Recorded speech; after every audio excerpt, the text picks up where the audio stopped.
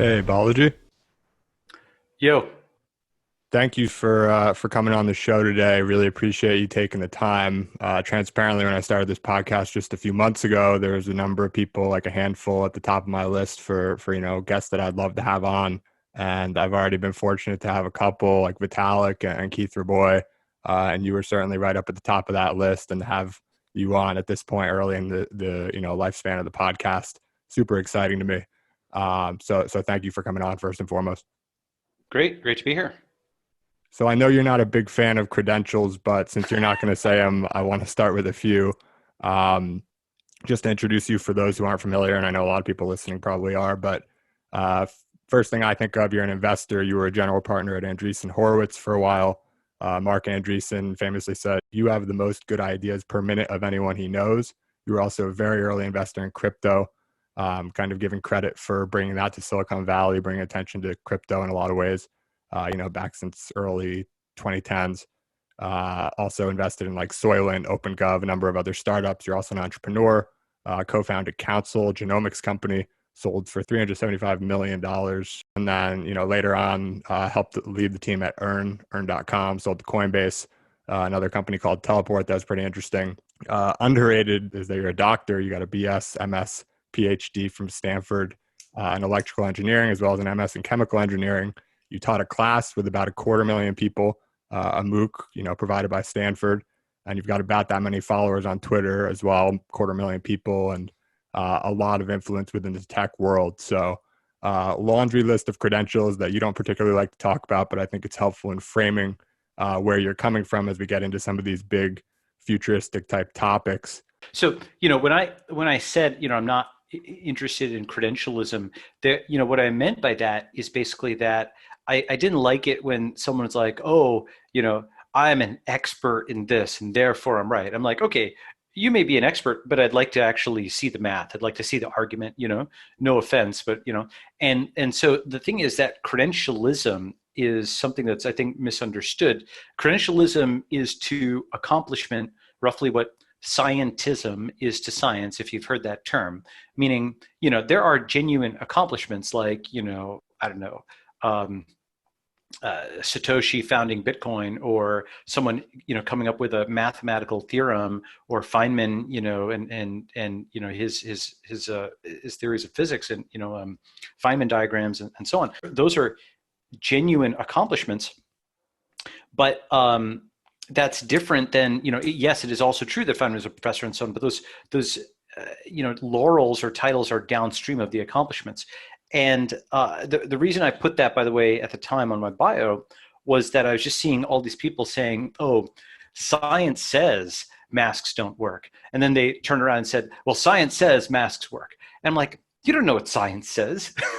Like, what people were doing were essentially stealing the prestige of Maxwell's equations for some, sketchy data analysis. And the difference being that Maxwell's equations, have trillions of independent replications, a billion people a day when they pick up their phones, in many different ways.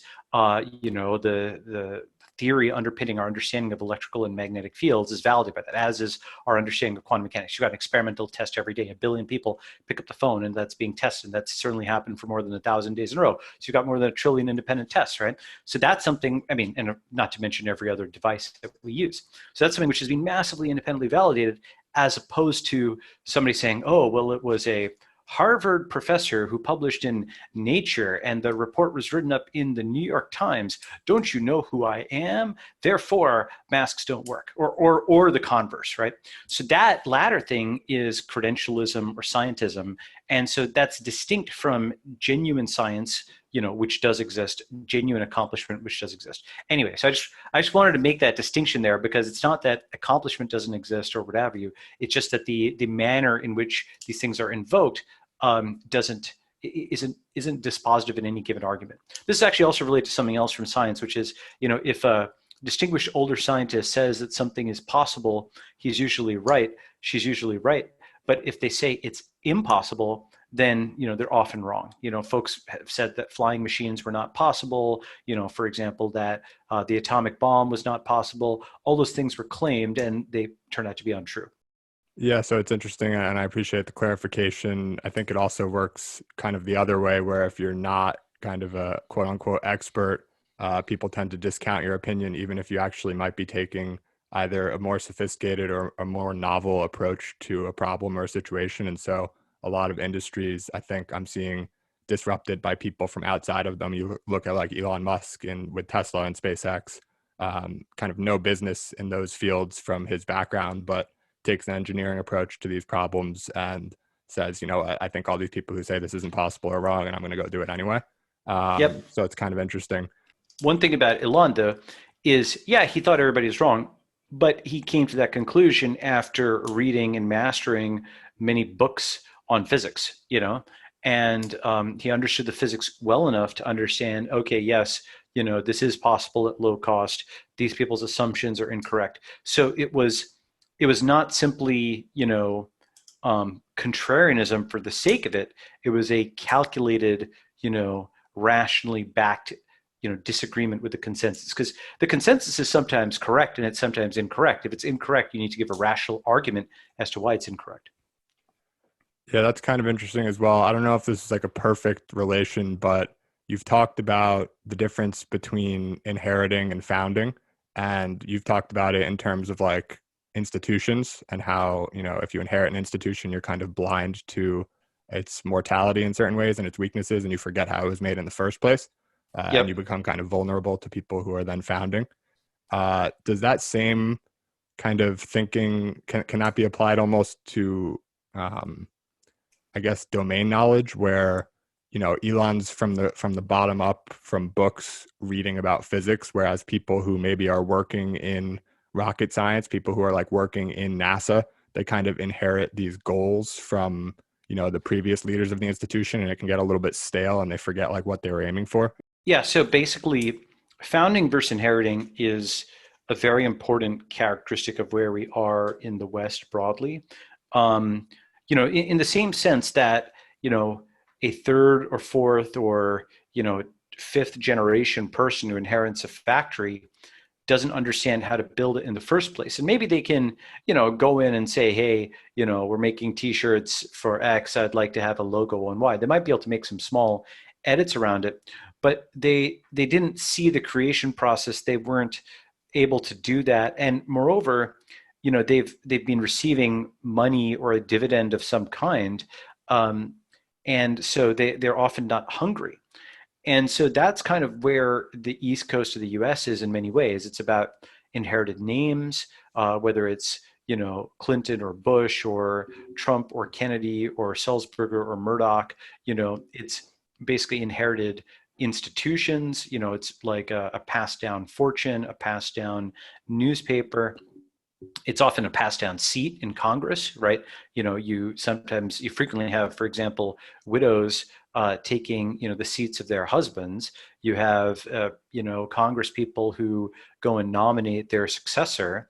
And, it's very hereditary in many ways. Name recognition was something that was sent up as, it was sort of mocked on camera in a Hollywood movie from many years ago, I think with Eddie Murphy, where there was a guy who just had the same name as a congressperson, even though it's a totally different person, and was able to run on that alone, just the name, the brand around the name, even though it's a different person. I may be misremembering it, but The Distinguished Gentleman is the movie. It's actually like almost 30 years ago, right? So even 30 years ago, this was understood that it was just all name recognition. You inherited a name, you inherited a fortune, you inherited a newspaper, you inherited a business, but most fundamentally, people are on the East Coast are inheriting institutions.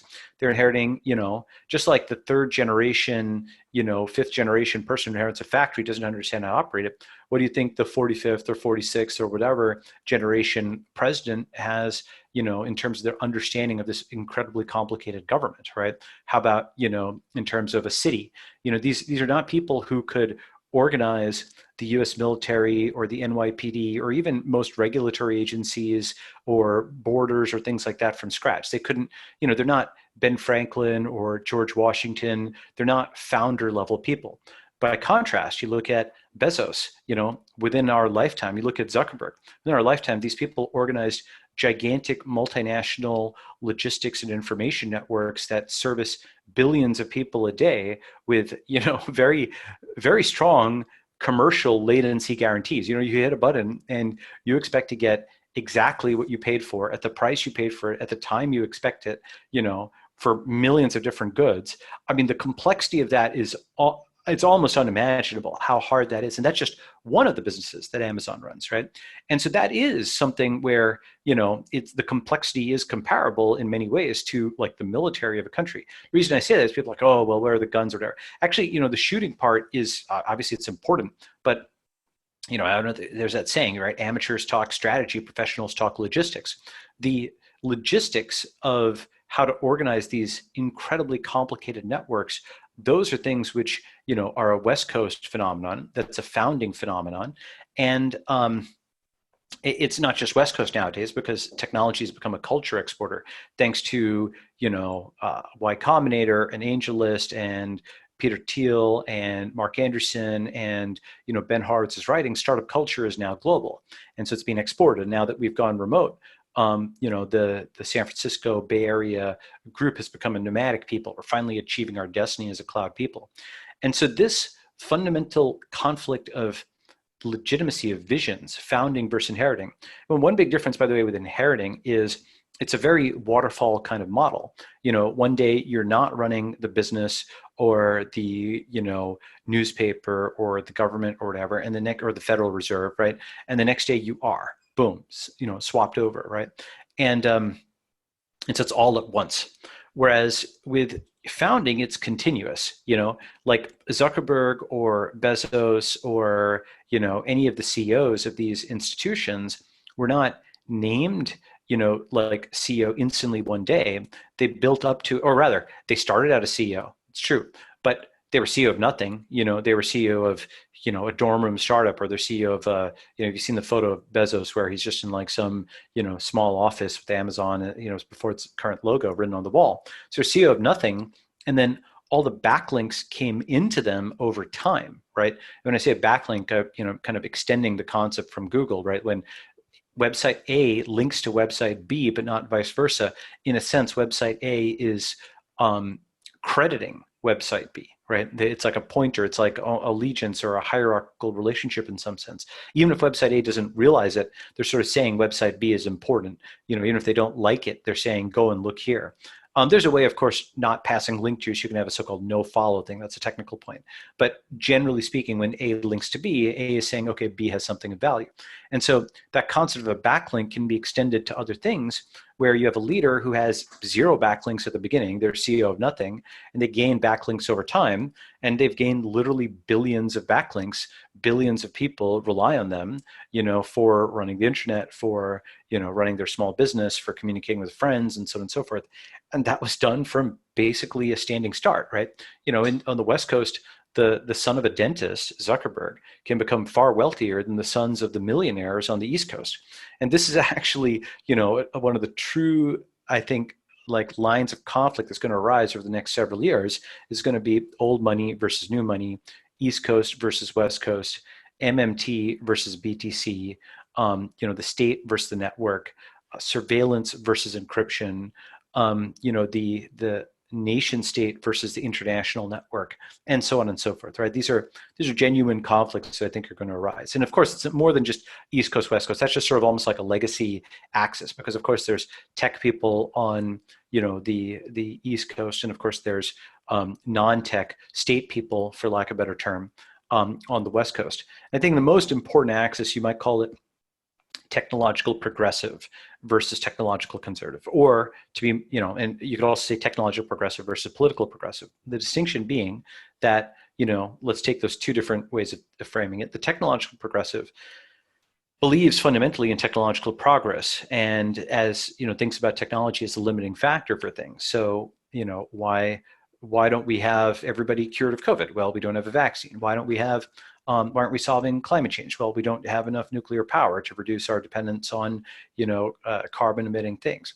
Why don't we have, why do we have so many traffic fatalities? Well, because we don't have self-driving cars yet. Our technology isn't good enough yet. So they think about technology as a fundamental way of dealing with things. Whereas your technological conservative, well, first, they express an antipathy towards technology in general in many different ways. Often it's just by kind of expressing, contempt towards the earnestness of these, quote, tech bros. But it's also expressed in a different way, which is, their faith is in the state. Ultimately, their appeals terminate in the state. So going to the same problems, how to solve COVID? Well, we need to do lockdown. People need to stay in their homes. We need to compel them to do things. How do we, solve climate change? Well, we need to, have a carbon tax, and we need to force lots of people to do various things, and we need the Kyoto Accords and so on. How do we address traffic fatalities? Well, we need to regulate businesses and stop them from, like using cars, or people, and increase gas taxes and deter them and so on. And look, I'm not saying, sometimes it is true that you need to use the law. You need to actually point a gun at someone, because that's what a law is, right? A law makes something mandatory or forbidden. But that's the last resort.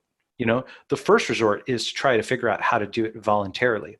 So in many ways, often the technological progressive and political progressive do agree on certain problems. I mean, who can disagree that COVID is a problem, right? Who can disagree that traffic fatalities are a problem?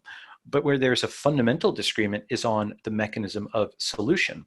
The political progressive will laugh at the conservative, because the conservative will say, oh, let's have thoughts and prayers. And the political progressive will say, haha, that's nonsense, and said we should pass a law. But the technological progressive looks at that and says, pass a law.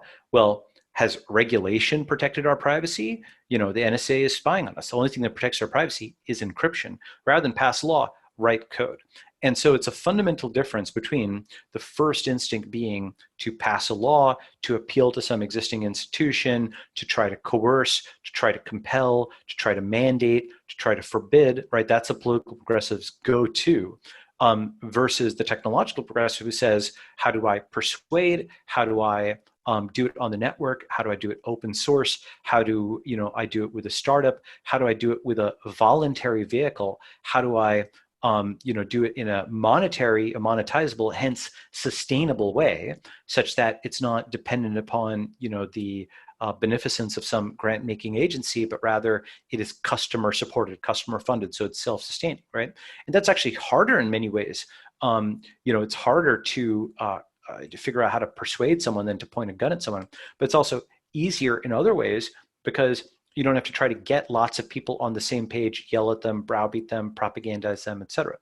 And so this fundamental difference is really, I think, the core axis when you say, West Coast versus East Coast, technological progressive versus technological conservative, or technological progressive versus political progressive. Michael Solana had a great tweet on this, in fact, a while ago, which, I think it's so good. It was, here it is. It is, I am a progressive, growth is dangerous, technology is scary, be skeptical of change and new things, always be preserving and conserving neighborhoods and nature and culture, a conservationist, if you will, a conservative, right? And it's so good because it sort of reflects what this, kind of institutional, sclerotic East Coast culture has become.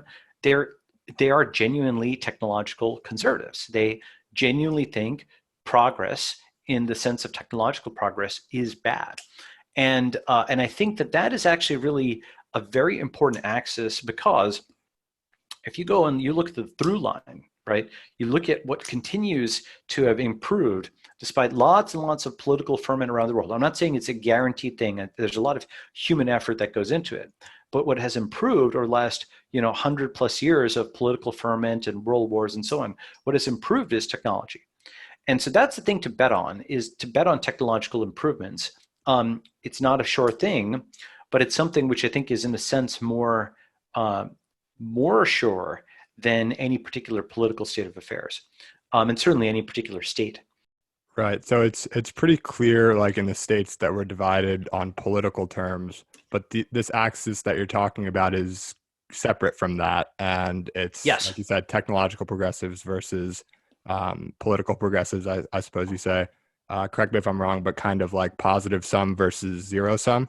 It's like, how can we, the political progressives are like, how can we allocate better, versus the technological progressives are like, how can we just skip all of this and make more, better, cheaper, faster? Yeah, right, exactly. It really boils down to what you think of as the most powerful force, what you think of as the first thing you go for, right? If the first thing you go for is to try to persuade somebody to ban this or forbid that or investigate this or mandate that or tax this or subsidize that or regulate this or legalize that, legalize is good, but in general, typically good, not always, typically good. If in general that's your first instinct is about yelling at people. Because it's a collective process. Your first instinct is, a group-based thing, a state-based thing. And again, I'm not saying, that you don't need a state of some kind. You often do, but it's whether that's your first instinct, right? And if that's your first instinct, you're going to find that you spend a ton of time online yelling at people and, trying to, it's futile in many ways. And, the other thing is also, you mentioned redistribution. Yes, redistribution is a part of it.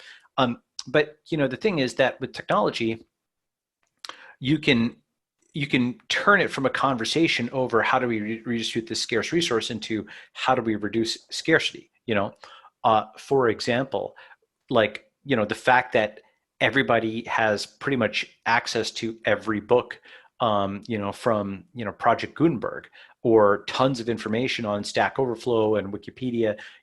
It's not a question of, okay, how do we allocate the resources to give everybody a copy of Encyclopedia Britannica? How do we get everybody a scanner? How do we get everybody a camera and a video camera and a microphone and, a GPS device and a this and a that? Well, guess what? Technology solved that. Technology also got that not just everybody in the West, but everybody in the rest of the world. You can argue there's some downsides of this, but now you're swapping from, I'm against the digital divide to, okay, well, you got billions of people online. Now that's bad. Okay, fine, but at least give some credit for addressing parts of the digital divide and solving that, which you thought was an insuperable problem, right? And so, another way I put this is universal healthcare is not enough. We need eternal life, okay? And what do I mean by that? What I mean by that is, if you actually think about, healthcare from a metric standpoint, the most important metric is your estimated life expectancy, which you can calibrate, by the way. You could measure somebody's life expectancy, predicted life expectancy, and over a long time, see if they actually died by the age they predicted. If they're 50 and you think they've got 30 years to live and they die sooner, you look at why that happened. And if it turned out to be a car accident, okay, one thing. But if it turned out to be, something else, then your prediction algorithm is off in one way or the other, right? It's a long time for them to calibrate, but you could. The reason that prediction algorithm is important is it in theory would encompass many different forms of risk. It would encompass heart disease and cancer and diabetes and this and that. And there's a reason that people say, oh, that person looks like they've aged or they haven't aged. It's because it's sort of like literally a biological clock, right?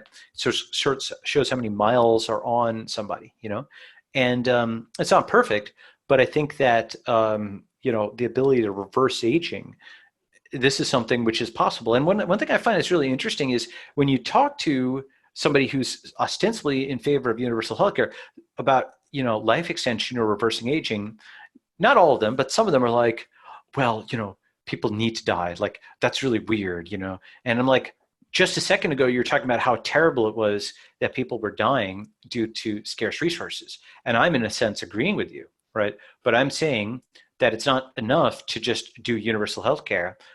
It is important to actually solve the root problems. And this is a question of, are you trying to solve problems or are you solving problems, right? Are you just interested in yelling at people? Is it more just yelling, you get off from yelling at people online and trying to browbeat them and compel them to take their money and declare victory in the name of some moral cause? Or are you looking for a non-zero something where everybody benefits, right?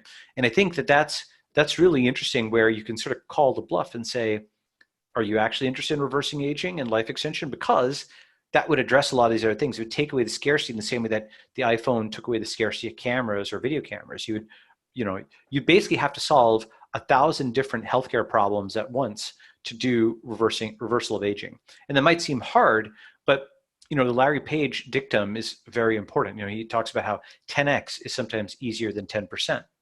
You know, 10x can be easier than 10% because a paradigmatic change can, you know, change it, right? Like if you tried to speed up photo development with, you know, like Kodak put lots of people on making, you know, these photos develop faster or whatever, you know, like the instant films or whatever, you know, and there's a certain limit that you're going to hit with a chemical process.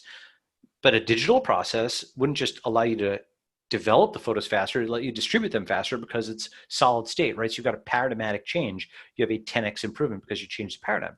And that's, you know, an overused term, paradigmatic change. But in some places, it's actually underused in terms of thinking that a paradigmatic change is even possible.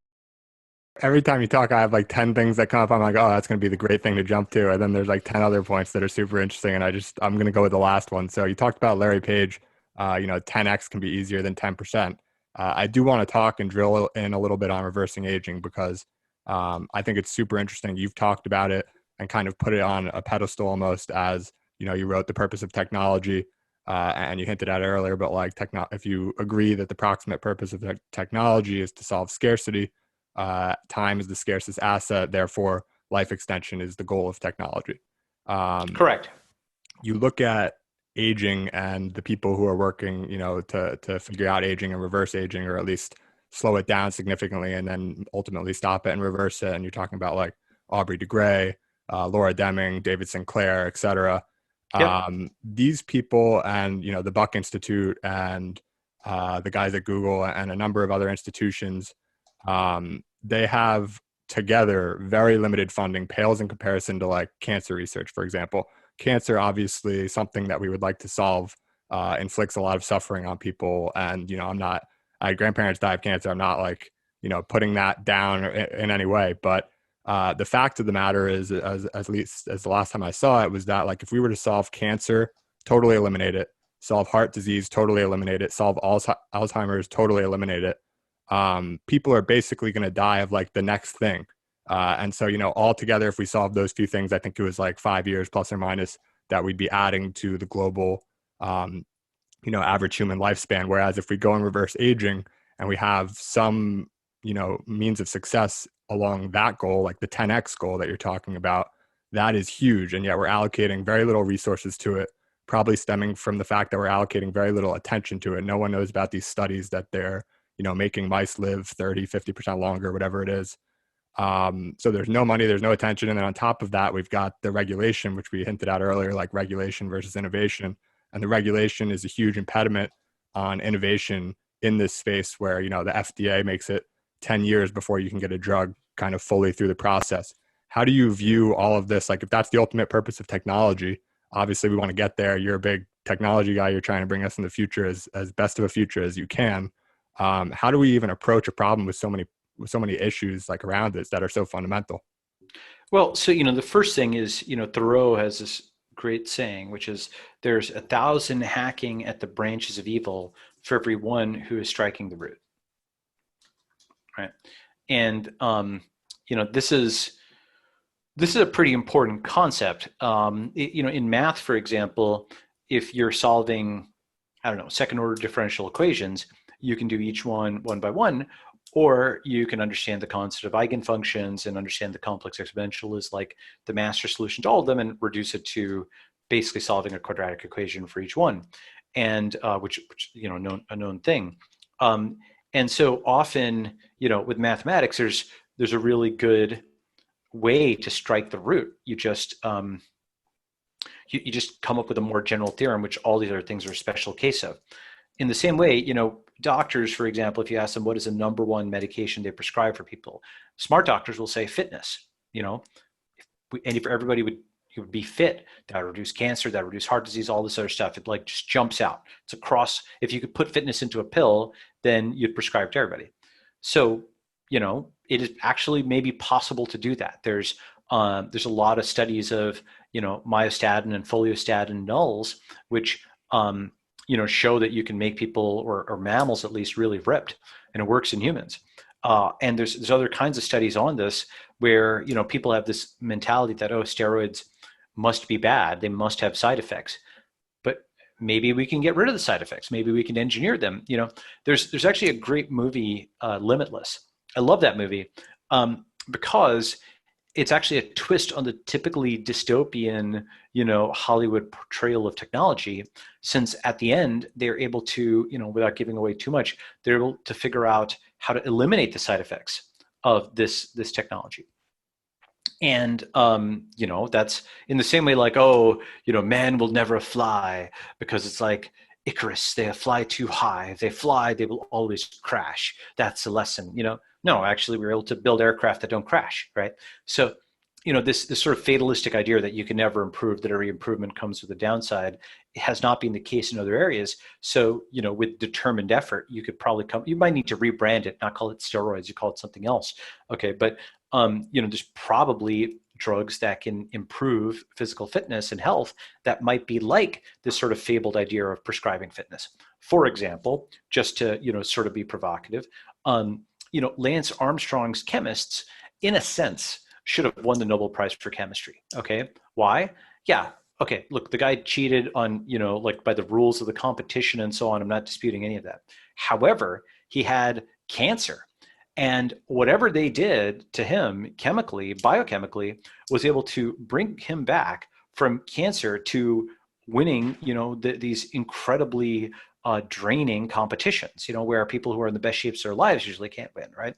And if those treatments did not have some long-term cost, if they did not like reduce his life expectancy or mess him up some other way, if they were just Pareto better, we should all know about them. We should know about them because, I mean, if you could take a cancer patient and have them winning, I believe the Tour de France, right? That's actually an important discovery. Instead, it's all being pathologized or what have you. And look, I get it. I understand, by the rules of the competition, he did dope and he said he wasn't doping, right? But if you zoom out from that and just think about like the health benefit, maybe there's something there for cancer patient recovery, right? Or for other patient recovery. So that's the kind of thing that I think about. And, it is, it's interesting how little we think about this, partly because our entire medical system is sort of set up like a pinball machine where the payoff is at the bottom. Okay. So what I mean by that is, the biggest payments for doctors are when, they're wheeling somebody in on a gurney for surgery or, sometimes some big procedure of some kind. Right. And I'm not look, doctors are like anybody else. They're well-meaning, but incentives also do matter. And the lowest prestige thing you can be in many ways is a so-called general practitioner, where you're dispatching people to these specialists, right? And the specialists will, carve somebody up if they're a surgeon, or they'll, maybe they'll do radiology, imaging, or stuff like that. And all these things are the fancy things, which are more prestigious and often more lucrative, remunerative. Problem is that what you actually want, if you only got a finite number of house MDs or Doogie Housers, like genius diagnosticians, you want them upstream. You want them at the top. You want them catching the stuff early. You want them preventing rather than curing, because an ounce prevention is worth a pound of cure. It's often easier to catch something early on. You want to just constantly scan the body, find this stuff, nip it in the bud if you can, and before it becomes something that is causing a lot of pain or problems, right? And sometimes that's better, right? And so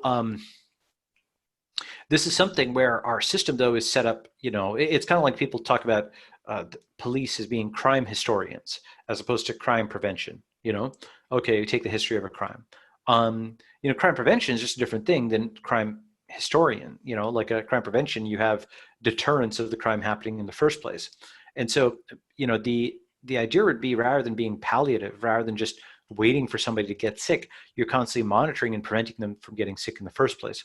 There's a good article on this from several years ago called The Measured Man in The Atlantic by a guy named Larry Smarr, who instrumented himself and found various metabolic things. He's a physicist. He instrumented himself, found various metabolic things out of whack, brought all these graphs to his doctors, who laughed at it. Then a few weeks, months later, he actually came down. He saw some inflammation, I think in CRP or something like that. And then, they said, oh, it's nothing, you're silly hypochondriac, whatever. Then a few months or weeks later, that thing which he had metrics on but no symptoms of, he actually started feeling symptoms, and it was some inflammation thing, and he had to be hospitalized. And he realized, we're not doing medicine right. In a real sense, you think about all the analytics you have now. You have, every page view, every transaction. You've got every old email. You can search it, you can sort it, but you know more about what's going on in Budapest or Bangalore or Bangkok than in your own body. Quantified self is starting to get there, but it's been slow. It's been held back by the FDA. The FDA nerfed the Apple Watch. This was in the Wall Street Journal several years ago. Apple Watch wanted to have sensors in there for like continuous glucose meters and so on. And this was considered a diagnostic, so it was kept out. And the problem with this, of course, is had Apple been able to move at the same pace that they put in everything else, Android manufacturers would have copied them, and maybe we would have had in 2020 lots and lots of watches that had lots of medical sensors in there that could have detected COVID early. And we know that there's some signal. You look at the Oura Ring, they're doing these studies now. I believe some of it is being published. Scripps is also doing a study, where temperature monitoring was an earlier predictor of COVID, right? So rather than, again, like with testing, I was talking about scaling up testing and so on. And look, testing is fine. I ran a lab testing company and so on. But, if you're talking about macroscopic quantities of blood or saliva, you have to do sample collection. You have to, mail the sample to a lab.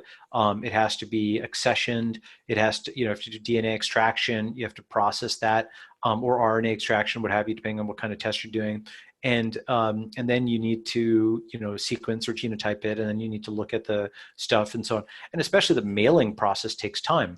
The paradigmatically different route, to not have just 10x lower prices, but 10x, 100x lower time, is to instrument your own body, to have the test be of the form factor of a watch, right? Or some kind of device, a patch, a ring, that is just constantly on your body.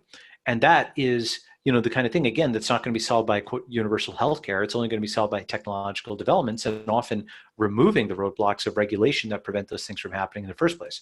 So that's another example of where a paradigmatic change is easier. Making shipping to a facility, you're not going to get that to be 100x faster. But putting a device on somebody's body, you get a 10x, 100x faster diagnosis. And then if you want to, you can have a doctor consult with you and look at it in the cloud, right? You have a telemedical doctor. Now the telemedicine finally also is being legalized, after a long regulatory block. The block in the US on that was that a doctor, who had a license in California couldn't practice in Oregon very easily. Or, the basic point is that 50-state reciprocity really wasn't there. You had to go and get a medical license in different states. This is silly bureaucratic overhead. And finally, in a genuine emergency, that got changed. And so doctors could do telemedical consults. Okay, great. So combine telemedicine with quantified self, and now a doctor could start monitoring the dashboards of hundreds, thousands of people, and basically be like your outsourced sysadmin. But, you call them a physadmin, PHYS, that's just a good term, the physadmin, like physiological admin. Just like a sysadmin would look at the metrics for your website and look at your memory consumption, your RAM and whatnot, and, they'd have sort of an intuition. This person would be looking at all your metrics, as would you, and you actually monitor this stuff. And that now starts to get you from, the crime historian to the crime preventer, from the, medical historian to the preventer. This, looping it all together, the point is our current system is set up to just allow people to get sick and then patch them up. It's not really set up for prevention, let alone enhancement, enhancement of normal functioning. Now, I think that is the back door. Again, the back door to medicine, as people have said, is fitness. Perhaps what that is, maybe it's reversing aging plus, pills or treatments or whatever to make people more fit. And that turns out to take care of everything downstream, because for the same reason that 20-year-olds are healthier generally than 50 and 60-year-olds, if you can reverse aging, you make people more fit. Fit people have less health issues than unfit people. Boom, maybe you're striking the root. And that's where I think we need to put the research and the energy, paradigmatically different. You've been looking at businesses like the one that you kind of just, or the type of business that you just kind of referred to, something that's measuring, biomarkers and keeping track of your health and enabling you basically being like a digital assistant for managing your own health. And then to your point, you can have doctors helping, coming in and advising on that as well remotely. You invested in a company called, what was it? Omada, I think, Yep. back a few years ago. several years ago, actually. And so you have these visions, a number of them for, whether it's crypto or life extension or network state. You have these concepts that VR, you have these concepts that you see very clearly playing out in the future. And thus far, you've been, at the momentum is going along the lines that you've been talking about for several years. So on that point, COVID obviously has, dramatically accelerated some of these, lines of progress, as well as maybe shifted a few in a little bit different of a direction than they otherwise might have gone.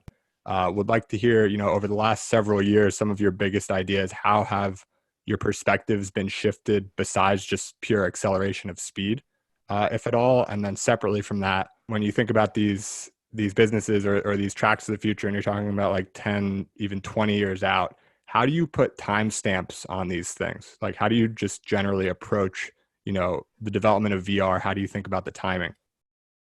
There's a saying, too early is the same as being wrong, right? But I'd rather be too early and wrong than too late. So, lots of stuff that I've been interested in, like machine learning, genomics, crypto, remote, digital nomads, COVID, I don't know, lots of stuff, that type of stuff has often been early. There's things that I've actually been late to, also, and the things that I tend to be late to are things that, for lack of a better term, are very mimetic. I didn't really like social media. I'm mixed on it. But I didn't get social media for a long time because I was like, who wants to just post to random people online? I don't want to, I actually only got on Twitter in December of 2013, December 2013, which is many years after, Twitter started, because it's like, why do I want to read about people's breakfast tweets online? I don't want to read stupid things in the news, or let alone people's breakfast tweets. Eventually, I realized that Twitter was actually useful, because I realized Twitter was useful, I think, in 2010 or 2011, when I was able to attend a genomics conference remotely, effectively, because a friend was there and they were just live tweeting the conference. And I was like, wow, this means I don't have to fly. I get pretty darn good notes on the conference. It's a better summary than, frankly, any reporter would have written up, because it's very technically informed. The person will know the difference between, a VCF file and, just like a standard CSV. They know technical details of genomics, whatever. And so it was informative. And I was like, wow, this hyper deflates, the cost of having to travel. I can attend the conference in 10 minutes. That's actually amazingly good. And so I was like, started to get turned on to some utility of social media at that time. So that was something that I was late to, the things that are very mimetic, but things that mimetic in the, Thielian, Girardian sense, where it's like imitating other people. So I'm definitely not saying I'm always right or whatever. There's stuff like, I've never been able to pick out Snapchat from 1,000 other social apps. That's not my strength. So there are people who are good at that. Or maybe they're just lucky, or they're lucky and good. I don't know. Facebook, Snapchat, never really be my thing. But what would be my thing, for example, is decentralized social media. I knew that was going to come, because that's almost anti-mimetic. It's something where I could tell that there was going to be more demand for that. And I do think that, Ghost and Mirror and, a bunch of other things, some of which are public and some of which are not, are going to do well. Mirror is Denis Nazarov's, new thing, which he announced recently. Ghost is by John O'Neill. I'm an investor in Denis's company, not in John's company, but I'm just a fan of both them. And so coming back though to the reason, yes, being early is the same as being wrong, but I'd rather be early for lots of reasons, obviously, because you don't know how fast something is going to improve versus not. You asked a different question, which is what things, got reversed, right? So Devin Zugel had a good tweet on this a while back, which I responded to. And she was like, a lot of people have been saying that COVID accelerated a lot of trends that are already happening. What are examples of trends that people thought were the future that are now slow to reverse? And my examples were YIMBY, no point in reforming San Francisco anymore, just go remote. Chinese FDI, foreign direct investment, that was just going completely vertical and then just fell off a cliff. International travel, I think 2019 might be the generational high water mark. I think this is also something, by the way, like this may be an area, if we're lucky, where 10x is easier than 10%. So the deprecation of plane travel may mean much more investment in telepresence. Okay, so that is to say, you boot up an Android on the other side of the world and use a VR headset and VR suit to move it around. Let's talk about telepresence for a second while you bring it up. The combination of being able to remote control a robot and then that robot looking something like the Boston Dynamics dog. And all of a sudden, not only is like a desk job in finance or marketing, remote work or coding or whatever it might be, but you can actually have like, miners or farmers or whatever physical, jobs there are being, displaced by remote workers, potentially someone in the United States who's actually just remote controlling from Africa. Yeah, exactly. So, in fact, I talked about this 7 years ago because I'd seen double robotics and so on. I could see this getting good. Um, Basically, uh, telepresence will mean that your immigration policy is your firewall. Because unless you can identify and interdict connections, someone can remote work in the most literal sense of being telepresent. I think that this is something that people just aren't conceptually prepared for because it sort of cuts across, political lines. The person isn't present, but their labor is. And so it's, I shouldn't say it's hard for them to commit crimes. It's still possible for them to do so, but they are only there for a job, so they're only there to work on something, and so it would be something that you wouldn't necessarily have to think about the full panoply of things with immigration. You wouldn't have to think about, okay, are they a citizen? Are they a resident? And do they get a passport? And what does reciprocity look like? If they commit a crime, what happens? All of that type of stuff gets quite complicated. And countries have treaties and so on to deal with this, but there's always edge cases. But now you take a lot of those issues off the table and a lot of the reasons that people would, claim to object to immigration, and you take those off the table, but new ones arise because you could have way more immigrants and they'd be pure economic competition.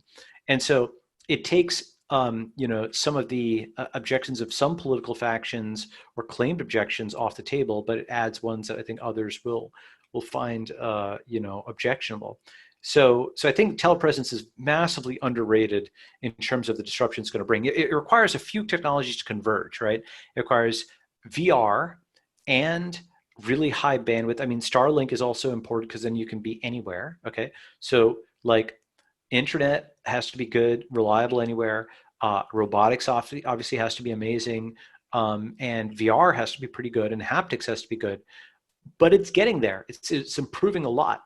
And you connect up somebody in a VR room to a Boston Dynamics robot, you start getting something really amazing where you can tour 20 factories around the world in one day. And it's way better than plane flights. Plane flights are only for permanent international relocation. You just don't fly that frequently. So maybe this whole thing, we can make something good out of it where you travel at the speed of light and you just inhabit a new body. There's a movie called Surrogates from several years ago that, again, it's always this Hollywood dystopian vision of the future, but it's worth looking at, where essentially people are kind of stay at home and then they inhabit like a good looking invincible version of themselves, which can get killed. And it's fine if it gets killed because you're not dead, the android is. By the way, just as a sidelight, people always say, they sort of assume that technology movies must be dystopian. But you can actually sort of deconstruct the fundamental narrative there. The fundamental narrative is we have a idyllic present today, with implicitly often with, nice grass and flowers and everybody's happy. Then in come these tech guys and, they invent because they're so incautious. We could invent it, but should we invent it? These incautious, crazy tech guys, they invent this stuff. And now we have Terminator robots, or we have, like some dangerous thing and so on. Look, I'm not saying this doesn't happen. Obviously, nuclear weapons were invented. You can argue whether that was good or bad for world peace. Some people argue is net good because, big countries don't invade each other anymore. They'll do it with proxy wars. Okay. So I'm not arguing that every single technology ever that was invented. I am, however, saying that the alternative way of doing it, the dystopian narrative, has a premise, often implicit, that today was fine, but tomorrow is bad because of technology. That's Black Mirror's premise. It's like today, for all its flaws, is okay, but tomorrow is bad. The alternative storyline, and again, you can do a million variations on this, is that today is bad. It is today that's a problem. And there's a small group that's working on something and trying to bring it to everybody. But these regulators, these bureaucrats, these technological conservatives and haters and what have you are stopping that, often for, like either financially or politically or ideologically bad reasons. Like, for example, the scene in Contact where that fanatic went and blew up Jodie Foster's, spaceship to the other planet, right? That kind of person, like a fanatical technological conservative, just kind of hates the future or pathologizes it or what have you. And that group is stopping us and actually harming everybody. Actually, a great scene from this is in the 1986 Ghostbusters, where this federal regulator from, at the time, the EPA, comes in and forces them to shut down the ghost containment unit. And they warn them that that's bad, that this regulator doesn't understand what they're doing, that the technology is actually important. And this small group that was holding back all this bad stuff, now the ghosts are unleashed and, it's a huge problem and they have to, go and bust the ghosts again, right? And, Stay Puft Marshmallow Mountain. It's worth actually rewatching. It's a really good movie. House of Cards is actually also good on this. House of Cards actually depicts evil versions of characters that we don't normally see. Normally what you see in Hollywood, is the evil CEO, right? Okay. Every movie, TV show, like the big bad, when they're revealed at the end of the day, is usually like the evil CEO or sometimes the evil military, right? For example, the movie, but the TV series Lost, it was the Dharma Corporation, right? Heroes, this old TV series, it was some, big bad corporation. The thing is, corporations, if you've actually run them, generally don't have that. You have to be really, really, really, really successful to have significant impact outside of the main business, right? Even something like Airbnb, for example, is not really at the scale that, the CEO can, this is a very difficult year for them, right? But it's not at the scale where the CEO can just be like, "Moo ha ha ha, I'm going to do X and Y and Z that are completely not related to my main business," right? You're just doing customer service all the time. It's much less glamorous than people think and much more logistically involved. It's only really at the scale of like a Bezos or a Zuck or nowadays a Musk, where you have so much money and so much, capital that you can do things like, that are cool, but they're not, running like crazy private armies. Bezos is doing Blue Origin, trying to get to Mars. Zuck has, done virtual reality. He's got the Chan Zuckerberg Foundation, which is investing in bio. Musk has done Neuralink. It's only at that scale that you can do ambitious things outside your core competency. So the Hollywood thing of like the big bad corporation with these evil things, that's not even realistic.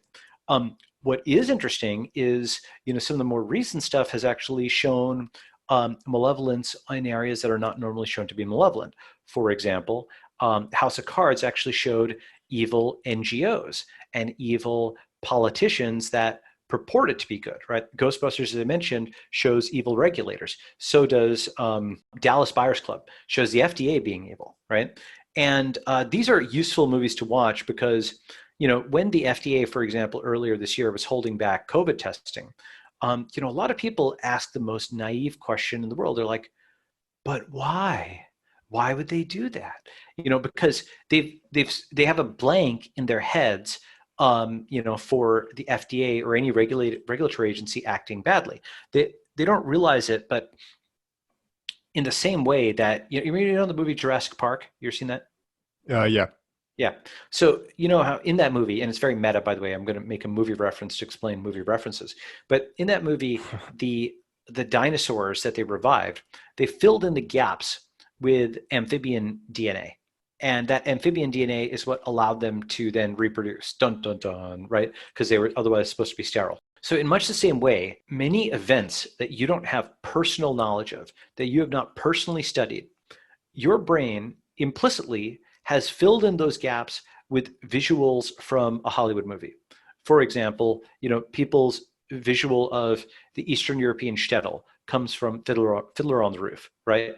Their visual of, it's just anything, comes from a movie. And if they don't if they don't have a movie, they don't have a visual of that time period. If you ask them to visualize, I don't know, Alexander the Great, they don't have a visual, right? They haven't thought about it.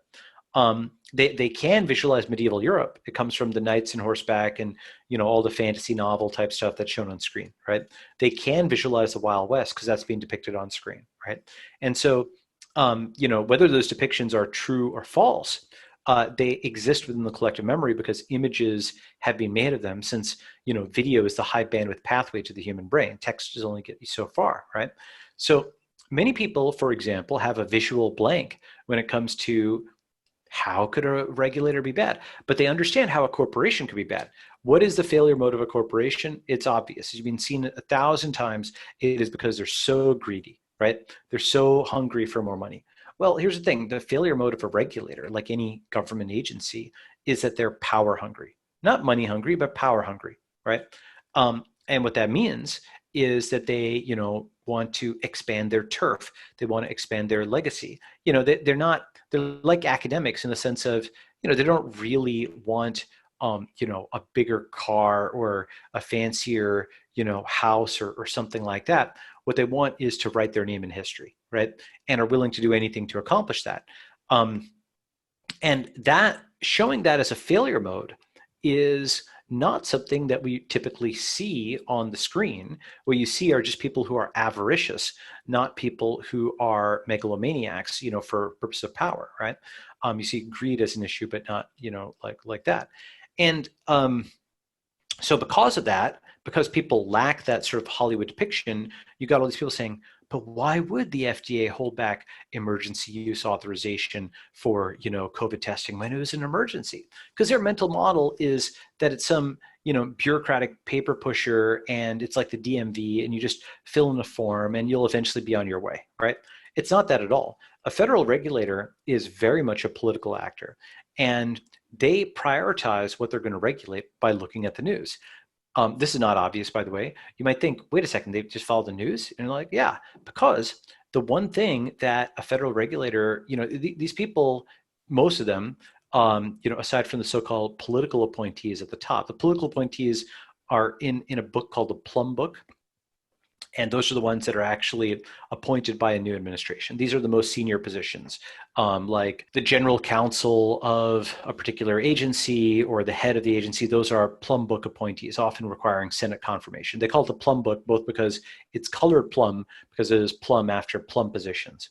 But most of these federal employees actually have career tenure, meaning after a few years of employment in the federal government, and that can be non-contiguous in many cases, they have career tenure and they can't be fired very easily. There's something called the Douglas factors, which are like the Miranda rights for federal employees.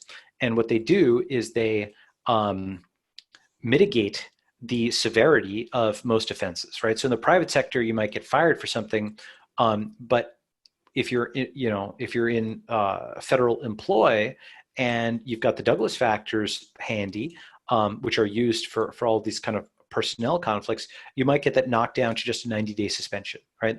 And the way, firing someone in the federal government, it's actually really hard because a manager has to fill out all these forms and these processes. It's not at-will employment. You can't just terminate someone and escort them out. Instead, it's all these processes. And importantly, the person you're trying to fire is in the office, usually on payroll during that time period when you're trying to fire them and resisting it. And everybody around is like, oh man, the manager is trying to fire this guy. The manager's the bad guy. And so even those people who, might think that worker did something bad are like, well, will the manager fire me next? And so then it becomes just harder to manage because you haven't just you haven't just excised this person. So instead, what they often do is they just reassign them. It's like a hot potato. You assign them somewhere else, right? And so firing is just really difficult. And so what it means is in these agencies, people are, in a real sense, the ostensible head of the agency is not the head of the agency, because the CEO of a company can, has the ultimate authority of whether they can hire or fire someone in the company.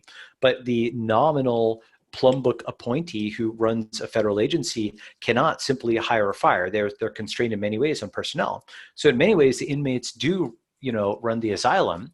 And this anonymous person in Silver Spring, Maryland, writes these regulations, which then, via a mechanism called harmonization, are used by much of the rest of the world. In the same way that a small website, for example, outsources their login to Facebook, a small country outsources the regulation to the FDA or the SEC or the FAA. And it is in this fashion that anonymous career bureaucrat with career tenure who was not elected and can't be fired has a global chokehold on regulation for, biomedicine, for aviation, for finance, for every country in the world that adopts American regulations. So coming back to the beginning, why would they do it? Why would they block this stuff? Because it's the same, as the, respect my authority type thing, It's the same as the TSA guy at the security line, where you can't make jokes when you're in the security line. As stupid as it is, as much of a kabuki as it is, as much security theater as it is, you don't make jokes. Why? Because, there's an economic cost. For the time you're in the line at the airport and they're waving that wand at you or whatever, you are, rolling your eyes, and you're going through this process of taking off your shoes and putting your 3-ounce bottles or whatever on the, you're throwing out any water that's in more than 3-ounce bottles. And look, it's so stupid because you can bring 4 3-ounce bottles on a plane, and through the new terrorist technology called mixing, you can generate a 12-ounce bottle. It's amazing new invention, right? And so we know it's ludicrous. They know it's ludicrous. The entire society knows it's ludicrous. Millions of people are subject to it, on a daily basis, or at least used to be until 2020 when air travel fell off a cliff. And yet it doesn't get repealed. Because why? I guess some terrorist at some point threatened to do this, right? So the tax has to be in the billions of dollars. Who even knows how you'd quantify that, but it's in the delays and so on. And yet this regulation doesn't get repealed. And the reason it doesn't get repealed is, what's the benefit of civil disobedience? Everybody just, like heads down, they go through this process because it would cost them, the time to fight it is, it costs them the trip, right? They might get put in for retaliatory wait time. If you go and protest this 3-ounce bottle thing, well, they'll look at you, they'll send you for a special screening. You might miss your flight. The business deal you've got on their side, you might miss that. So you know what? It's not worth it. Just grin and bear it. And everybody makes the same calculus. Okay, that's security theater. Now you just apply that to, the FDA or the SEC or the EPA or any of these agencies, and it's the same thing. Once you sort of enter that tunnel, once you are under their thumb, you can't make jokes, right? No matter how ludicrous it is. And the difference is with, the TSA, you're outside of their bailiwick. You're outside their jurisdiction after you get outside the flight, right? So you're through the airport, you're on the plane, you don't make any jokes. Once you're outside, okay, then you can joke with your friends. So whatever, it's like, 24-hour period or something at most. Total flight time there and back. But when you start a company that is regulated by a regulatory agency, you're under their thumb for the entire life of your company. And, sometimes people, after they finish and after they get out, they'll criticize the regulator. There's this guy, Josh Makower, Makower, professor at Stanford, who, had a huge biomedical exit. And afterwards, he was like writing about how the FDA was just being, holding him back. And that's the issue, by the way. Many times if your company is killed by the FDA or the FAA or whatever, it'll look like you were a failure, that you had something unsafe, that it was legitimate for them to kill your business, that they were the police that stopped you, this corporate criminal, from affecting the public with some shoddy, good, some bag of goods. And, obviously you failed because you're a loser. And, because it's great that the regulatory agency is around to prevent us from being defrauded by these corporate criminals. That'll be the frame on it. So look, if you reject everything, yes, sometimes you will have something you reject, which is actually bad. But that's, there's a trade-off between rejecting everything and rejecting nothing. It's basically the same as an AUC curve for any machine learning people in your audience. You have to trade off both the false positive and the false negative rates. A binary classifier, which is, approve or reject something, a regulatory process has to actually be benchmarked in terms of not just its, false positives, the things it lets through that are actually bad, but it's false negatives, the things that it denies, which are actually good. And in the absence of any competitor to this regulator, there's no alternative marketplace where you could show potentially that this rejected or hobbled or delayed or, frankly, banned innovation would have actually been pretty good. So it falls to those few people who can make it through this gauntlet and have a degree of independence to raise their voice. So I'm glad that Macauer did it. There's another guy who actually wrote a book, Joseph Gulfo, had a decent book called Innovation Breakdown, or the FDA and Wall Street Crippled Medical Advances, right? Like, decent book. Macauer's book is also good. But, the fundamental issue is that, these problems are not visible to people. And frankly, even if they were visible, like the TSA problems are, where's a coalition to reform it? TSA shows how bad, how stupid, and how common a regulation can be when it's security theater, and yet people don't reform it.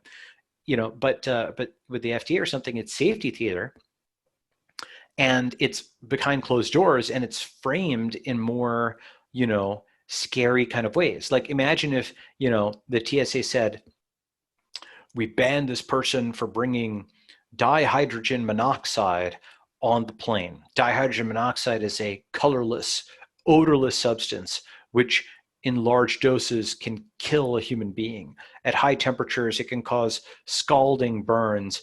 And we thought he was going to use it. Now, of course, dihydrogen monoxide is water, right? But when you surround something in technical enough sounding language, you can make it sound bad. And most people lacking the ability to do technical diligence will just accept these regulators' proclamations for, truth. Now, in some areas, in, taxis, in hotels, increasingly in finance due to crypto, people have seen that actually, well, maybe a lot of old regulations are not good because there was enough strength to build an exit. There's enough strength to build a parallel and alternative regime. But to do that for other areas is going to be non-trivial. And the fundamental question is, can we solve it with harmonization? And really meaning, can we deharmonize? Can we allow countries to sort of declare independence from the American regulatory regime?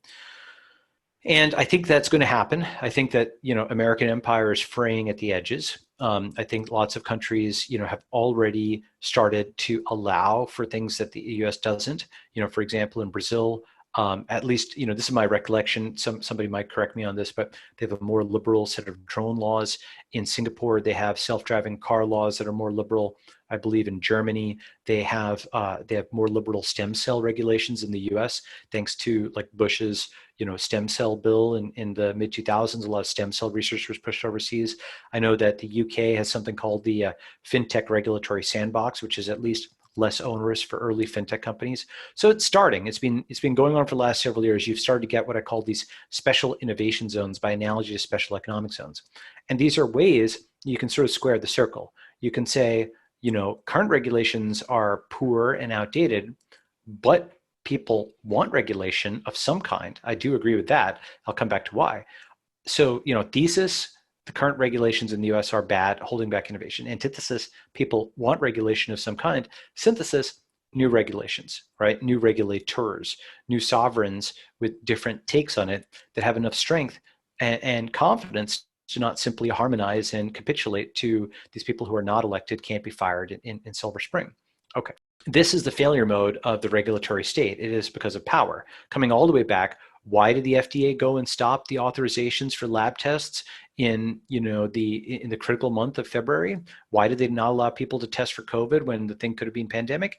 Answer: because of power. Specifically, the FDA is very invested in stopping those paths which are outside of it, right? So, you talk about exit, and there's various ways outside of FDA. I actually tweeted this a while back, but right to try laws, where you can try a drug, if it's approved at the state level, FDA just gets notified. CLIA labs and laboratory developed tests, you can develop a test that's outside the FDA pathway and sets regulated by CLIA, which is still under HHS, but it's distinct. Compounding pharmacies, off-label prescription by MDs, medical tourism, or exit countries which aren't harmonized with the FDA.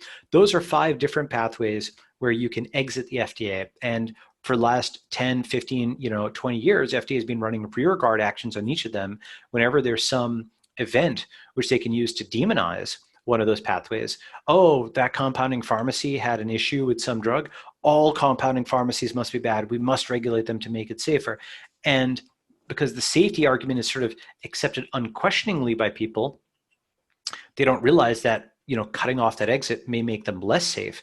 And the obvious thing was this year, when you cut off the alternative and everything had to go through FDA, we were all made much less safe because we didn't have the monitoring devices that could have given us early warning of COVID if we had all had, quantified self-tests on our wrist. We didn't have even the lab tests that could have detected COVID because FDA blocked all this stuff. So the reason they do this is power. There shall be no other before me. The same power that makes, like a 2-bit cop want to assert authority over you. So, very importantly, though, what I'm not saying here in all of this is I'm not saying end the FDA. That's impractical, right? End the FDA, end the FAA, end the SEC. That doesn't work. And the reason it doesn't work is it's kind of a joke, right? Why is it a joke? Because these agencies are like very central hubs. It's in the same way saying like end Amazon Web Services. Every site loads these every day. There's lots of data sets. There's lots of, sort of impartial things they do, which every single day people are interacting with them. So you basically crash the whole system. In the same way like ending the Fed would crash the dollar system. So the alternative, though, that is totally feasible. You can not end the FDA, not end the Fed, not end the SEC or the FAA, but you can exit them by going to other countries, by, for example, stopping Americans from being your customers. You can, expand right to try within the US. You can get Mayo, Stanford, and Harvard clearing things rather than local regulators. You can delegate some of that regulatory authority and get competitive regulation with other higher reputation authorities. So I think that's a much more practical way of going about it. And it's this problem, by the way, of regulation, that is the reason we don't have innovation in the fiscal world. It's the reason, is because it's politically blocked. So, a really interesting question is, with Larry Page's thing, 10x is easier than 10%, right? It takes 10 years to get a drug through frequently.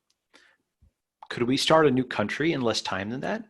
Could we get a new regulatory regime, which would be the reason to start a new country? And critically, the whole thing would be based on consent, okay?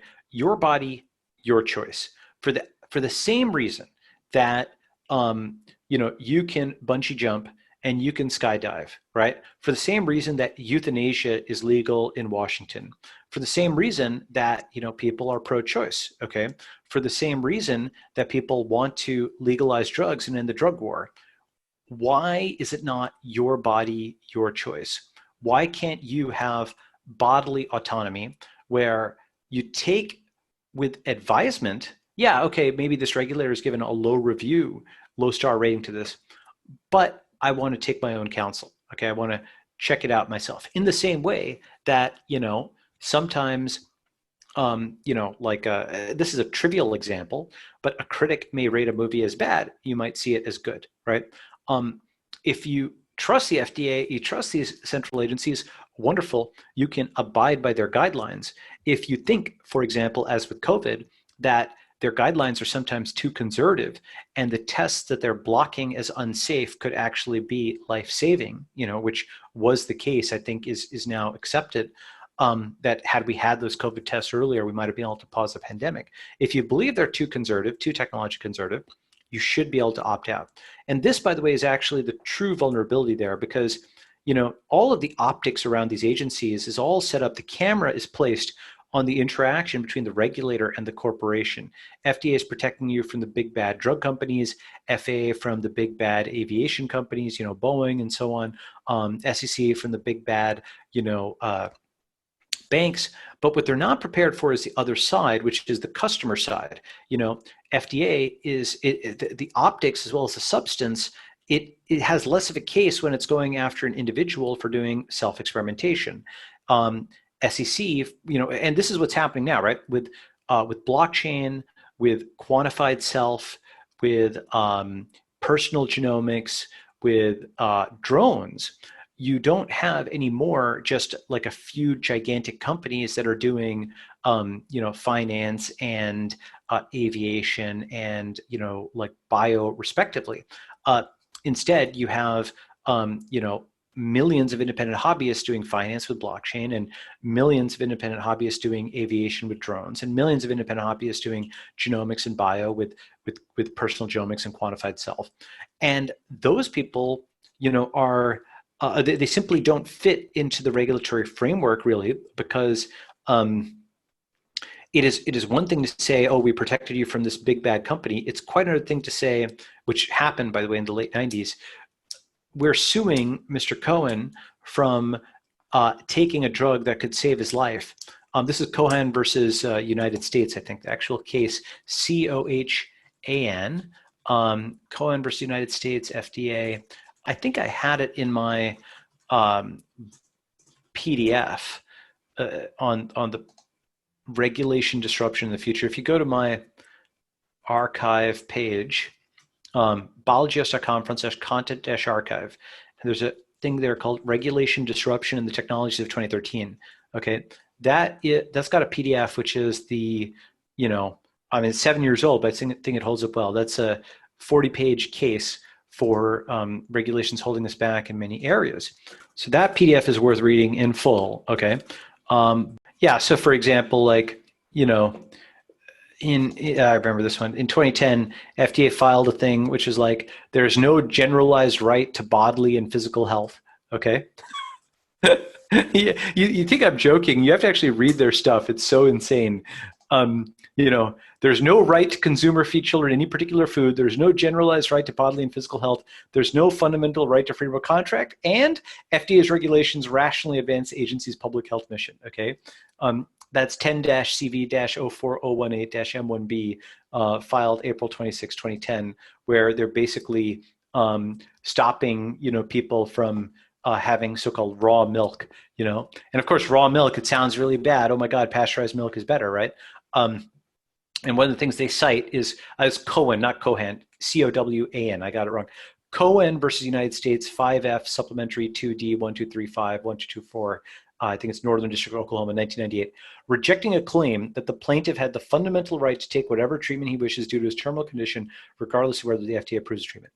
It is this part, and read this PDF, Regulation Disruption in the Technology of 2013. It is this part which is not focused on, namely, ostensibly it's protecting you from the corporations, but really it is constraining the individual's decision. And look, with aviation, you could make some argument that there's an externality. A plane could crash. Okay, there's actually an argument there. With biomedicine, there's really not an argument. If you can bungee jump, if you can skydive, right? If you can do euthanasia, if you can literally legally kill yourself and people can assist you in doing so, right? If you support drug legalization, if you're pro-choice, there really should not be an argument that you can do whatever you want with your own body so long as you don't hurt others, including taking experimental drugs, trying experimental treatments, trying whatever, right? And I think that's a powerful argument. I think that's a case that we're going to need to make for essentially your body, your choice. And I think that the FDA is just colossal failure this year, where it basically helped turn what would have been a preventable pandemic, preventable situation into a pandemic by blocking testing when it was, potentially catchable early on. Their catastrophic failure this year is something that I think a lot more people have woken up to how much innovation they might be holding back. So rolling with the theme that you're going off of now, like the right to try, it's easy to argue that a corporation can't do bad, but it's much harder to argue that someone can't, try a medicine that might save their life. and tell them, no, that's bad for you, when, it's their choice, it's their body, they want to try. Um, this innovation versus regulation theme, you talked about harmonization earlier. I'm not sure if this is the exact opposite, but like experimentation sounds like it could be kind of the opposite of that in a way. And it's impractical for like the United States maybe to dictate a certain direction that we go with COVID, where everyone has to try this or everyone has to do that. And I know that's not what you're suggesting at all, but there needs to be room for some people to try this and choose to try this, and other people to choose to try that, and see what solutions are working for what people in ways that are much more quick and efficient and free than the FDA may permit now. So one of the things you've talked about is like this concept of the network state, where people can, and network states being plural, where people can find communities where they align philosophically, where they align with their interests. You talk about like vegan as an example, like people could get together. And for what it's worth, like Tel Aviv, in a sense, is like they've got a set of preferences that they agree with. And it's kind of like a vegan community there, where it influences diet and also, other things. So basically having the concept that these people can meet each other digitally online. So you can have someone from Singapore and someone from the United States and someone from Nigeria, and they get together and they agree on the set of principles, and then they grow in numbers, and then they maybe are able to build their community up in VR, I think is like the second step that you talk about. And then ultimately maybe they're able to crowdsource capital through crypto and actually buy some land and then negotiate with the local government to have some sovereignty over that land. And all of a sudden you have this network state, as you call it, that's able to experiment with different regulations and have freedoms to try various things based on their philosophies and their principles. Is this the direction you see things going because of that regulatory and innovation clash that just kind of doesn't seem to work? People are, it might be the rise of information of the internet, but people are kind of too smart. Here's why. The thing is, as critical as I am of regulations, I also recognize that a lot of people are small c conservative, number one, and many innovations may not work, right? The reason that we have planes is that many early planes crashed, right? We didn't have the FAA or something like that regulating it, so people could take a risk and have both downside and upside. Now, I think on net, that was massively valuable to the world, but people absolutely did die. We cannot shy away from that. People did die when planes did crash. They were test pilots. There's it's something where we acknowledge that brave people can take a risk and die in a war or something like that, right? We acknowledge in some sense that these test pilots did exist, right? We acknowledge there's like risky medical procedures or what have you. We should allow for people to take calculated risks and be heroes, not fighting in a war and killing somebody, but medical heroes, right? Where you actually try riskier treatments potentially, and they opt in, and if it works, it benefits the world. By the way, this is not that crazy, because this year there was something that people talked about called challenge trials, right? Challenge trials, essentially the idea is that you opt in and you are well compensated, okay? And you're intentionally, you're given the COVID vaccine and then intentionally exposed to COVID-19, okay? Why? Because normally the way a vaccine is tested is a so-called observational study. For example, just simplifying here, all right, you have 1,000 people without the vaccine and you monitor them over a period and you find out how many get COVID versus not. And then you have 1,000 people with the vaccine and you monitor them over a period and you see who gets COVID or not. And you expect the two distributions to be shifted, right? Like maybe 200 people in the first group or whatever, 20 people, whatever the frequency is in the population get COVID, but 1/10 as many in the second group get COVID. Okay, so that would show you observationally, you have some, hint, assuming that all of them got exposed to COVID, that the vaccine had some protective effect. But a challenge trial would allow that to happen much faster, where you would just expose people to the disease, you would see whether they got it or not, and whether the vaccine prevented them from doing it. You'd have medical care right there. And rather than waiting 90 days or a year or whatever the vaccine monitoring trial is, and rather than also making that critical assumption that exposure was the same in those two groups, which it might well not be, just for stochastic, different, poorly controlled reasons. Instead, you have a perfectly controlled experiment where you expose them to the virus. It's literally Koch's postulates, where you're seeing if transmission pathogenesis is occurring, right? That Koch's postulates is like actually how you show that something is an infectious agent, right? It has 3 postulates, basically. Or actually it's 4. It's like the microorganism must be found in abundance in all organisms suffering from disease, must be able to be isolated and grown in culture. It should cause disease when introduced into a healthy organism, and then it must be able to be re-isolated and identified as being identical to the original agent, right? And that shows you that that was the cause of the thing, right? So you'd actually show like that transmission paths just did not occur. The vaccine had protective effect. So point being that these people would take a risk, right? Now, zooming back up, how do you scale that? Well, you start making societies where you say, a broader society does not want to take a risk in this area. Fine, right? For the same reason people don't want to take a risk on a new product. There's some people who are risk tolerant, they're early adopters, and other people who aren't. It's not right to make people take a risk if they don't want to take a risk, but it's not right to prevent people from trying new things if they want to. And the way to reconcile that is you allow the early adopters to form their own jurisdictions where they opt out of the old regulations and they opt in to new ones. Now, if one person does this, they're just a kook, okay? If 1 million people do it, they're a country, because Estonia is 1 million people, right? If 10 million people do it, as I've mentioned a few times, like the United Nations, there's 233 nations in the United Nations. 30% of them are less than 1 million people in size, and 60% are less than 10 million in size.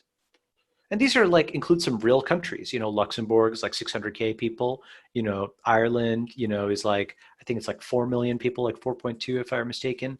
4.9, okay. Singapore is 5 million, 6 million people. Actually, let me look at the latest population. What is it? It's 5.639 or whatever, right? But there's others that are even smaller, right? Estonia is 1 million, and those are considered legitimate countries. And Estonia's on the Security Council, I think, this year. So it's something where it's up there with countries that are 1,000x bigger, right? And so the idea here is at a certain scale, when enough people have enough motivation, I think early adopters, we can actually, whether it's, the mechanism, there's many different ways. The simplest would be something that's like Amazon HQ2, where 25,000 people were able to collectively bargain with New York State and with Washington, D.C. and so on and so forth to get certain breaks in return for moving there, okay? An alternative would basically be, rather than doing this within a corporate context, rather than HQ2, Tesla did this with the Gigafactory, for example, in Nevada. Elon negotiated with some people. Boeing negotiated with South Carolina. And then in a different context, China's bought a port in Israel. They also bought a port in Sri Lanka. Those are more than just traditional, like port deals. They involve purchase of territory and lease rights and all this type of stuff, right? So there's somewhere in between an outright purchase of the land from a sovereign versus just using their territory on a reciprocity basis. Point being, these are deals that you can negotiate with sovereigns, and that's becoming more of a thing. And so given enough mass, maybe it's 25,000, maybe it's 250,000 people, maybe you need 1 million people. I actually think a relatively small number of people with enough energy and zeal and alignment could be able to negotiate with the state and actually get a special innovation zone. And then 10x would be easier than 10% because we'd have all opted in. Everybody here has said, look, maybe some people might die from self-driving cars, but more people will die, from experimenting with them. But more people will die in the long run because 50,000 people or thereabouts a year, how many car accidents are there per year? Fatal car accidents in the US I think it's alone. a million worldwide this year so far. As I've been tracking it compared to COVID deaths. Yeah, it's okay. So it's like 38,000 people die every year in US roadways, okay? Let's say, and this is a high number, I don't think it'll be that high. Let's say that 1,000 people die testing self-driving cars, okay? But they do so because they've gone into a jurisdiction open-eyed, All right. They're not just some random thing crash into them. They've gone just open-eyed. They're like a test pilot. They are like, look, I might die, but I'm doing this in a heroic way such that others, may live, and then you actually have something. So there's pure consent. They've opted in, like the test pilots did in the early days, like the challenge trials, and now we've actually reduced the number of deaths. Right? This is the utilitarian calculation. But it's something where it's really about the story you tell.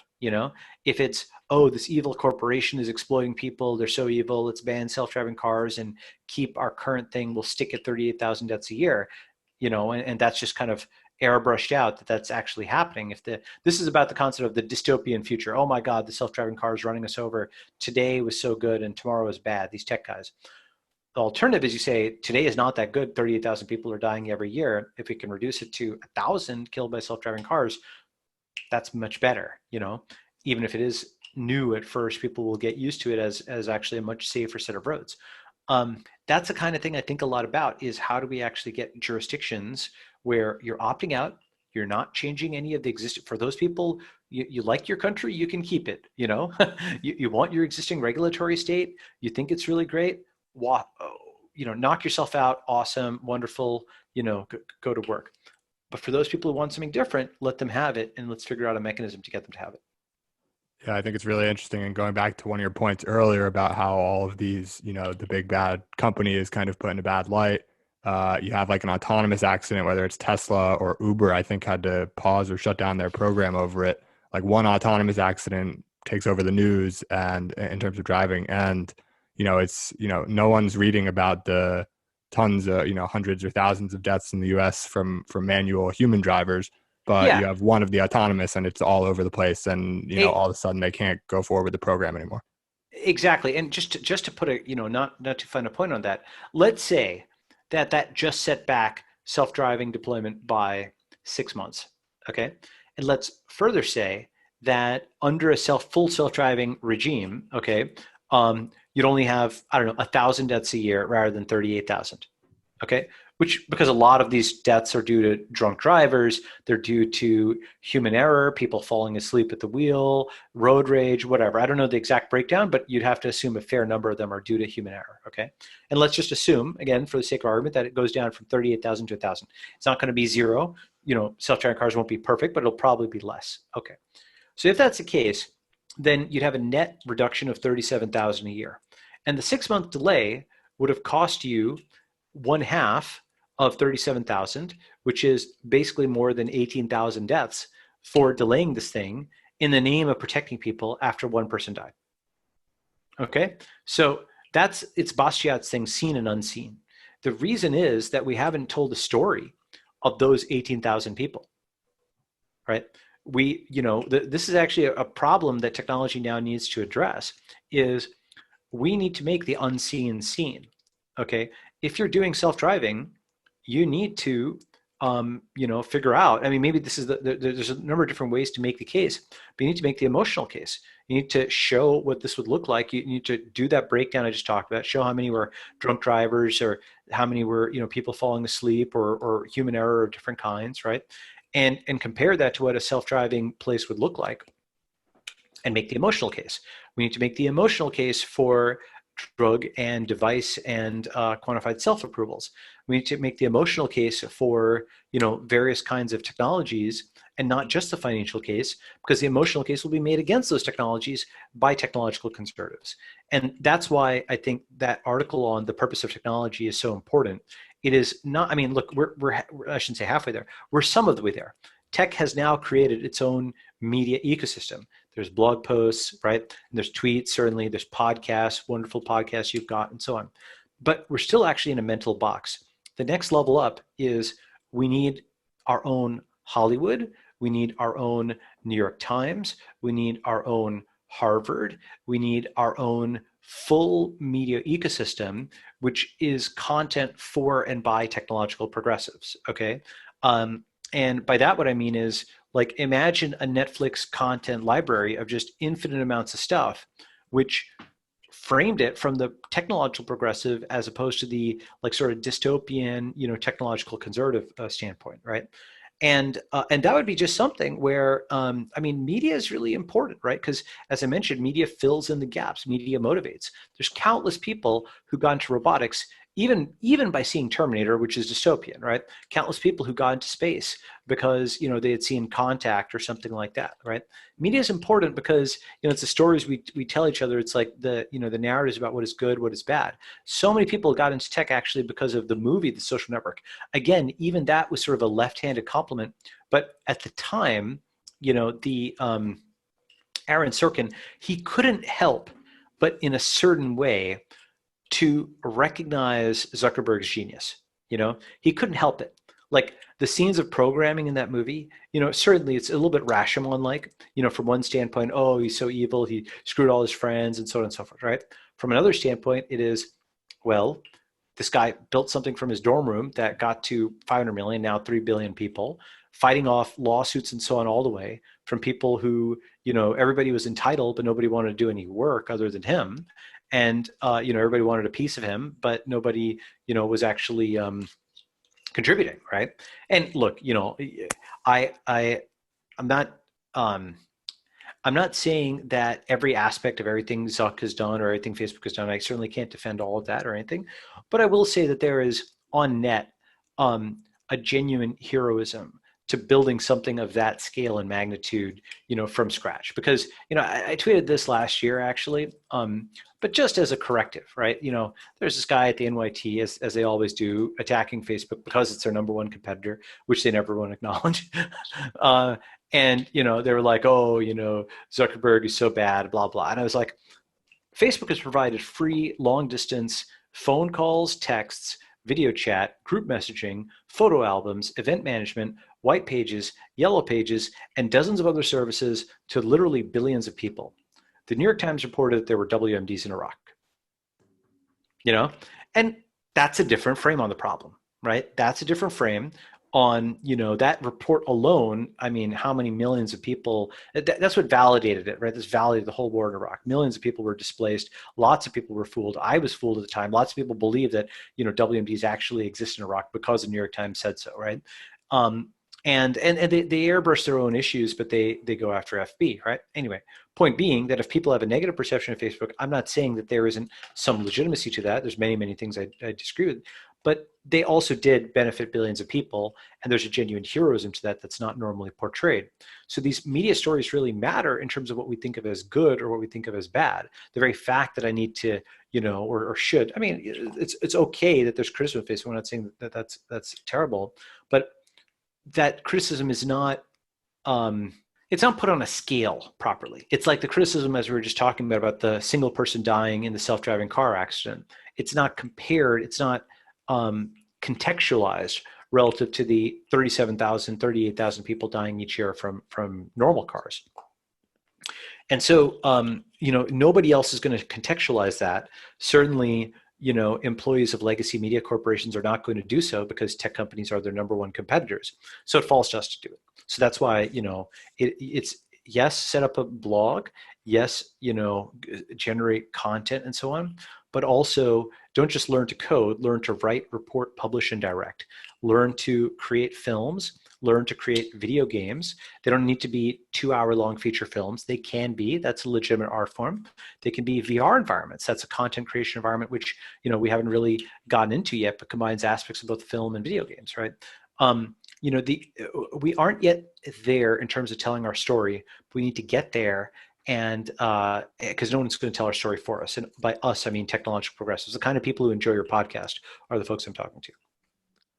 Right. And I want to, you know, highlight something you just mentioned there. Like, it's one thing if you try to contextualize in an article with numbers and, you know, data and facts, et cetera. But it's another thing when you actually appeal to people's emotional triggers and show them, and whether it's a long form movie, you know, a Hollywood movie or a Netflix suite of movies, or if it's, you know, a set of TikToks. I was talking with Isabel Bomecki on the show a week or so ago, and she was like, you know, oh, she's amazing. Yeah, when she did the nuclear videos. She's so good, right? Exactly. People talk. She was saying, she's like, I brought up, because I talked about what we're talking about now a little bit with Vitalik as well, like the techno progressive, the lack of things to look to for techno progressive content, and it's like the one movie that came to his mind was actually a movie from China, which kind of makes sense. And, Yes. Oh, which and one was so that? I don't remember off the top of my head. I'm not quite as sharp as you with the recall, That's but okay. but Isabel was talking about how, you know, people think about nuclear energy and they go to like the Simpsons movie or more recently Chernobyl, Right, and the right. things that just show you pure bad of nuclear. And you actually had a tweet as well. I think it was one of your more popular tweets. Um, it was just a, you know, it's not even a 1 minute thing. It was like a 10-second thing. It was this big rock man like protecting Oh, this yes. little city from this Climate change. rolling, yeah, from climate change. And so the rolling rock down the hill represented climate change, and this guy represents nuclear energy, and he's protecting it. And then behind him, he's got this city that he's trying to save, and it's shooting renewables and anti-nuclear and all of these regulations at him. And eventually, he just kind of gives up, and the rock kills the city. And that was like a great microcosm, and it takes 10 seconds, and it's super, you know, you put a few words on a moving graphic and you're done, and people kind of get it. And, you know, that might not be quite as memorable to someone as like Chernobyl, and that's why we kind of need both. But it totally resonates with me what you're saying about like needing to not only contextualize, like the present actually isn't perfect. People suffer in their last 10 years before they die, and we're not really progressing on a lot of these visions that we had. There's the great stagnation and everything like that. um, you know, basically everything's not all flowers and daisies, and technology can, you know, while it will come with some negatives, it can actually help with a lot of these things, not just 10%, but 10x. And we can live longer, and we can have, you know, more sound money, and we can do all of that, and we can experiment, and people who are willing to take those higher risks for higher rewards can kind of be not war heroes, but medical heroes, like you said. And there starts to be like a more positive picture that's painted, I think. Yep, yep, exactly. And you know, if I leave your audience with something that they personally could do, how do we move from the great stagnation to the great acceleration? You know, how do we restore these curves? I think first we need to visualize it before we can do it. So make movies, make movies, make movies. They don't have to be 2-hour films. You, like with AI video editing, you know, like in fact, you should make 2 minute and 20-second clips, 140-second clips, not just for Twitter, but for other platforms. I mean, literally, you can just start with Keynote and you just storyboard it in Keynote, and you can export it as a movie file. If you know how to make slide decks, you know how to make, you know, simple movies. You know, Al Gore actually did a slide deck essentially as a movie, right? And I think we can take our existing skills of making slide decks and telling stories about tech and actually start, you know, adding production values there. Because, you know, in fact, there's a whole technical side of Hollywood that makes the movie magic. They're all programmers, you know. This is the back of the house. These are the folks who, you know, they make the special effects, they make the computer graphics, and they're not as heralded or front paged as the actors. But I think we can do CG actors now. You can do computer graphics actors. You can have a library of actors. You can animate those actors. You can essentially, you know, whether it's Unity or Unreal, this you know kind of discipline called machinima, where, you know, it's been around for a while, but you basically have, you know, video games used as a cinematic tool, and the graphics are getting better.